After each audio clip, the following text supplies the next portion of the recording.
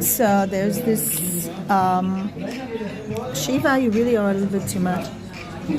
Shiva wants to sit on a chair. Do you want to sit on a chair? So there's a poem by the poet T.S. Eliot. It's on the 4th of January was his death anniversary.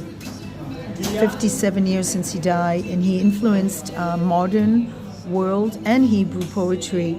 So they try to translate it, but T.S. Eliot also said, poetry is what you cannot translate. I love this poem. Let us go, you and I, when the evening is spread out against the sky, show Shiva, like a patient, etherized upon a table. Let us go through certain half-deserted streets, the muttering retreats of restless nights in one-night cheap hotels, in sawdust restaurants with oyster shells, streets that follow like a tedious argument of insidious intent, to lead you to an overwhelming question. Oh, do not ask, what is it? Let us go and make our visits. In the room, the women come and go, talking of Michelangelo. So, this is a poem of G. Alfred Prufrock.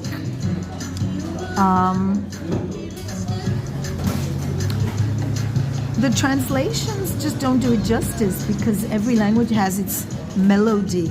And English is such a prevalent language. I mean, so many people speak English. Not everybody at my level, sorry. Many on a higher level than me. But why don't you just read poetry in its origin? If it was Spanish or French, German, I can understand. But English should read the original. Most of us go through an education system where we have English as a second language from a very early age. Oh, I love this dog so much! So I would recommend to read English poetry in English, and never ever.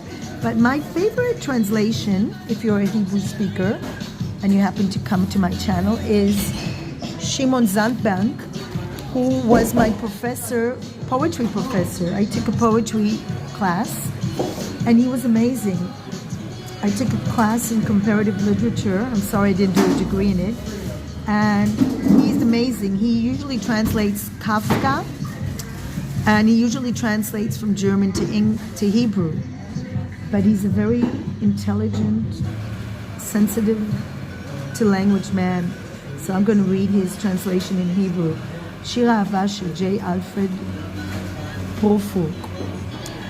בואי ונלך אני ואת בשניים כשהערב שרוע על השמיים כחולה מאולחש על שולחן. בואי נלך ברחובות חצי נטושים, מפלטים מלוחשים של לילות נדודים באכסניות עלובות ומסעדות של נסורת וקליפות של צדפות. רחובות משתלשלים כטיעון מייגע. העורב ותוקע אותך בסבך קושייה מוחצת. או אל תשאלי מה זה אומר. בואי נלך לבקר. הסלון הומה נשים כולו, דנות במיכאלה אנג'לו. אז יש לנו את אורי ברנשטיין שהוא משורר. בוא נלך, אני ואתה. מעניין. פה אנחנו משנים את המגדר. ובדיוק רציתי לומר שבעברית זה שפה בעייתית לתרגום, כי באנגלית you יכול להיות זכר ויכול להיות נקבה. אז הוא החליט שזה זכר. אולי הוא יודע משהו על T.S. אליוט. יכול להיות שהוא היה נוטה יותר לגברים. אז בוא נלך, אני ואתה, כשהערבית על שמיים התפשטה, כמו חולה מורדם באתר על שולחן.